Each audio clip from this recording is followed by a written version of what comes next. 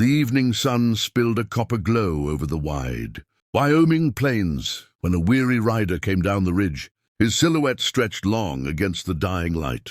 His name was Luke Mercer, a man whose eyes had seen too much dust and too little peace. He had the look of someone who'd once had a home, maybe even a heart, but left both behind somewhere far down the trail. His horse was limping, his coat torn, yet he rode with that quiet kind of pride only the lonely carry. The town ahead, Dust Creek, was little more than a scatter of buildings, a saloon, a church, and a feed store.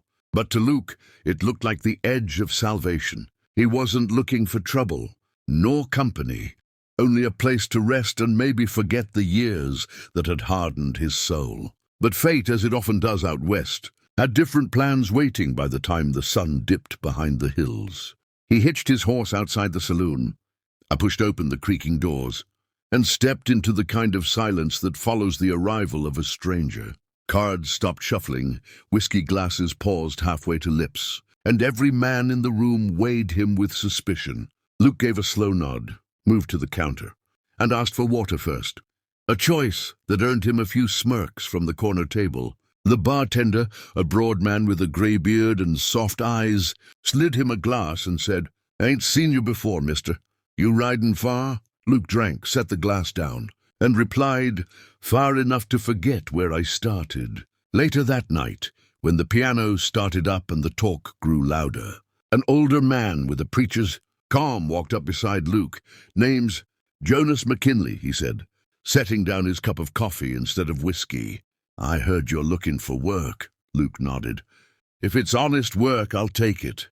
Jonas studied him for a long moment, his eyes sharp but kind.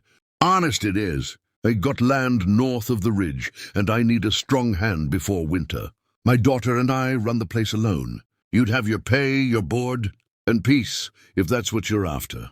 Luke agreed, thinking little of it. But when he rode up to the McKinley ranch the next morning, peace was the last thing he found. The ranch sat on a slope surrounded by golden grass, the barn weathered yet sturdy. Standing near the corral was Jonas's daughter, Clara. Her hair was the color of autumn wheat, and her eyes carried something that made Luke's heart stumble for the first time in years. The quiet strength of someone who'd known loss yet still believed in light. She looked at him, said nothing at first, then offered a faint smile that was more of a test than a greeting. "Pa said you're here to help," she finally said. "We'll see if you can handle it." The days that followed were slow and hard. Luke fixed fences, drove cattle, and repaired the old windmill that hadn't turned in months. Clara was always nearby, working as hard as any man. Her sleeves rolled, her hands blistered, her spirit unbroken. Sometimes, when the wind...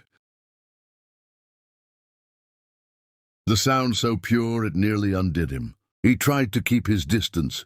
He was just a hired hand, a man with too many ghosts to love again. But there was something about her presence that made the world seem softer, the horizon closer.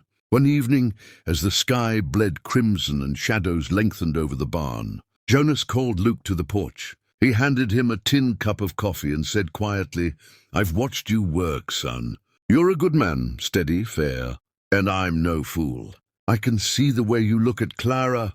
Luke's throat tightened. "Sir, I'd never dishonor your trust." Jonas chuckled low. "I ain't saying you did, but I'll tell you this. She's all I got left, and she deserves a man who'll stand by her when the storms come." He paused, his gaze steady. "You ever think about settling down?"